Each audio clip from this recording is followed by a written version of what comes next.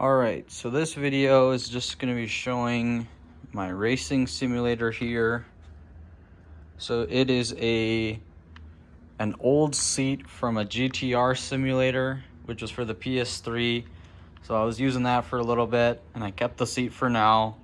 So I got that mounted on a nice square tubing frame that I made. So I bought 1 inch by 1 inch by 1/8 inch thick tubing.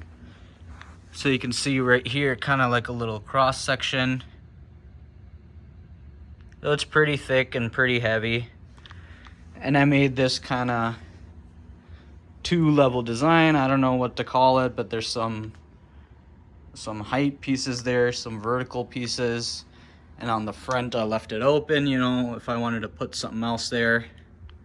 And on the back, I got it closed. So that kind of gives it two things. It gives it height, it gives it rigidity, and up top here it gives me somewhere nice and sturdy to mount the seat. So I got a couple bars going horizontally and vertically there. And that whole frame was, you know, cut, welded and grinded and painted and all that.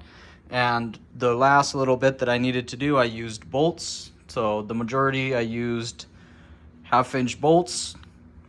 And so then for the equipment here, I have the Fanatec V1 inverted set, completely stock. Doesn't have the upgrade kit or the elastomers on there.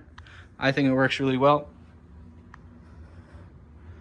Moving on to the base, we have the CSL DD, the 5 Newton meter, but then I have the extra 8 Newton meter base. We got all the cables just kind of plugged in and taped up so it doesn't move too much. They're kind of sensitive and I don't want to have to replace it, so we got that there. We got a small fan, so we got that plugged into the power strip. And then moving on to the wheel. So I just recently upgraded to the QR2 setup. So I got one of my wheels just as a plain, nice big wheel without any buttons. So I got that one with the Podium hub. So if I wanted to, I could put something on there, but otherwise it's a nice clean experience and I'm really liking it so far. So for right now, we got the good old trusty Fanatec Shifter. Works really well. I honestly just keep it in the H-pattern mode, but does the job. We got the version 1 handbrake right here. I like it a lot. Got it mounted on the side. Don't really use it that much. I could mount it up on the main bar, but it works for me for now. And so then I also got some gloves to keep the wheels nice and for the nice grip. You know, sound bar and TV controls. And I am a console and PC user. So I got the PlayStation here, so the PlayStation 5 controller. So with a wheel like this, if you're using, you know, the game, or if you're in VR too, you're gonna need that controller to move between the menus. And especially with the wheel like this, even to get the base to connect to the PlayStation, one thing you're gonna need to do is move on to what we're about to show next, which is the Fanatec V2.5 Formula wheel. So you can see right there, it has an Xbox button. When you connect it onto the hub and turn it on, it'll actually just do the PlayStation button instead. It can tell that automatically, and that's what will tell the PlayStation that you've connected a new controller, which is, you know, the CSL DD. So once we have that wheel, we can take it off, put this one on, and now the wheel can just work like normal. We don't need any buttons on there, and we can use the regular PlayStation 5 controller to move between the menus. So when you can hot swap it, it's really not that bad. I really like this wheel a lot, but you can't use it for a lot of normal driving. You want to keep it to what it's used for and keep it really nice. So then right behind that, I also got the Porsche 911 GT3 replica wheel. I really like this one. It was really fun to build, and I think it kind of rounds out the collection I have so far. We got a really nice, you know, Formula wheel. We got a really nice GT3 racing wheel, and we kind of have a really nice daily driver. Does a lot of what you need, not for the super, you know, niche things, but it's really clean, and especially for VR, I think it works perfect because you can keep the controller really close, and if you're handy with the controller, you can kind of get that muscle memory. You don't have to look at the buttons, and you know, hey, it does the job. So then over here where I got the main setup with the TV and the sound bar, also got that fan over there too. So we got the PlayStation 5 on a vertical mount. I've heard it kind of is not the best thing, but at this point kind of looks cool, so we'll go with that. We have the single one up top, that is the USB 2.0 from the Fanatec Wheelbase. So that's the USB-C one in the bottom left.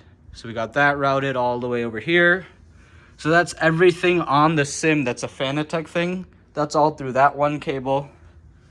The one right beneath that, that USB Type-C, that gets routed all the way to this PlayStation VR 2 headset. And that lets you see and hear and do all of that stuff with one cable for the video, and then one cable for the actual wheelbase.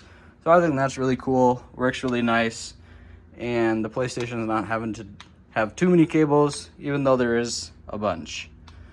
So also got this charging stand for the controllers for other games. You know, I like the Horizon or Resident Evil, that kind of thing. I have the Sony headset in the back, the noise canceling one. They work really nice. They're just kind of a little bulky for the PlayStation VR use, but they're really nice otherwise for PC and PlayStation use. And lastly, I have the stock wheel that came with the CSL DD.